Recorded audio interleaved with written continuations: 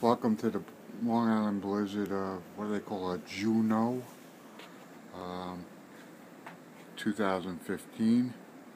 Very odd. Normally, this is facing due north. Normally, during a snowstorm, I don't feel this kind of wind coming in through this way into the garage.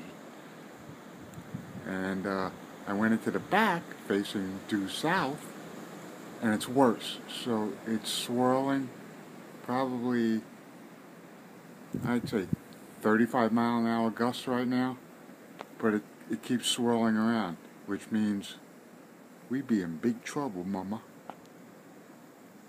More pictures in the morning.